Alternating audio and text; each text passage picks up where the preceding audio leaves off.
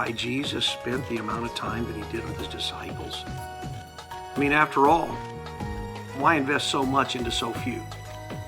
I think it's because he realized that if the world was ever going to be reached with the gospel, it would take the concerted effort of those that he had hand-chosen and called into the ministry of the gospel. He also realized, though, that the calling alone would never be enough.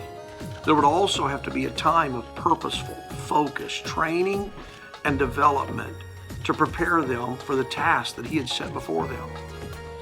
I believe in this hour there's a fresh calling going out also to this younger generation, that God is raising up young people to fulfill the same call that he called his original disciples to fulfill.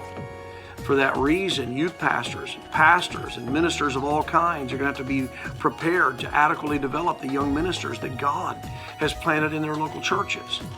At Momentum 2016, I'm going to be speaking on the topic of developing young ministers, and it's my hope that the experience I've gained in working in 2 different Bible colleges throughout the years, as well as having been a youth pastor and a pastor, will help to provide you with some concepts and resources and some practical applications to help develop the young ministers that God has planted on your church pews and is trusting you to bring up in this hour to effectively reach the world.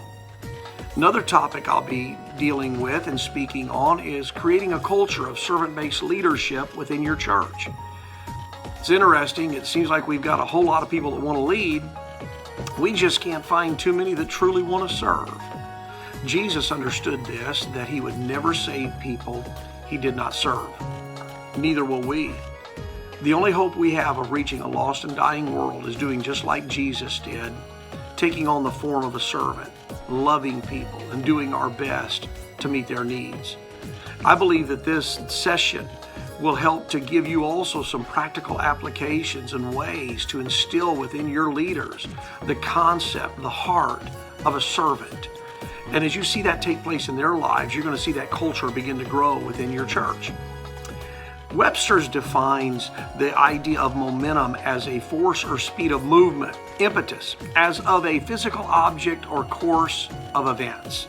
Momentum 2016 is going to take place March the 3rd through the 5th at the POK in Katy, Texas. The purpose is to bring an awareness of the spiritual force that is moving all around us.